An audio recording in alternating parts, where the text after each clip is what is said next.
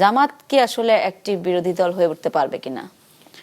Right, এইটা আমার মনে হয় যে ইয়েস, এটা একটা একটা গত পার্লামেন্টগুলো, গত ধরো আমরা 2008 মানে 2009-এর যে পার্লামেন্ট বা তার আগের পার্লামেন্টগুলোর একটা দুর্ভাগ্যজনক প্রবণতা ছিল যে বিরোধী দলগুলো কার্যকর বিতর্কগুলোতে অংশ নেননি। বেশিরভাগ সময় তারা কাটিয়েছে ওয়াকআউট করে। এটা বিএনপিও করেছে, আওয়ামী লীগও করেছে।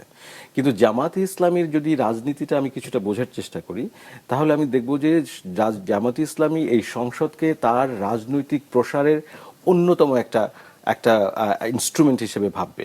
আপনার যদি আমরা যেসব জুলাই চার্টারের যেসব সংস্কারের প্রতিশ্রুতি আমরা দিয়েছি, সেগুলো যদি কিছু অ্যাডপ্ট করা হয়, তাহলে তার মধ্যে কিন্তু পার্লামেন্টের ডেপুটি স্পিকারের পদটি কিন্তু বিরোধী দলের হওয়ার কথা।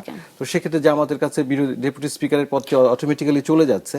তার মানে একটা পার্লামেন্টে, বাংলাদেশের পার্লামেন্টে জামাত ইসলামী ডেপুটি স্পিকারের পদ ব্যবহার করছেন এবং কথা বলছেন, সেটা কিন্তু এই পার্টির জন্য একটা অসম্ভব অর্জন। মানে এই এই সবচেয়ে কিন্তু লাভ হয়েছে নির্বাচনে জামাত ইসলামী, মানে এটা একটা হিমালয় সম লাভ। এবং পার্লামেন্ট এসে যখন যে এই এই কাজটা করবেন, সেই লাভটাকে প্রসারিত করবে। ফলে আমার মনে হয় যে সে জাতীয় বিতর্কগুলোতে জামাত ইসলামী এফেক্টিভলি কাজ করবে, এটা আমার প্রত্যাশা। এবং যেহেতু আমার তরুণ এনসিপি নেতৃত্ব থাকবে, তারা কিন্তু আমার ধারণা তারাও বিতর্কগুলোতে অনেক বেশি অ্যাক্টিভলি এনগেজড হবে। সেক্ষেত্রে আমরা আমার ধারণা করছি এবং প্রত্যাশাও করছি যে একটা একটা সক্রিয় এবং কার্যকর পার্লামেন্ট আমরা দেখতে যাচ্ছি।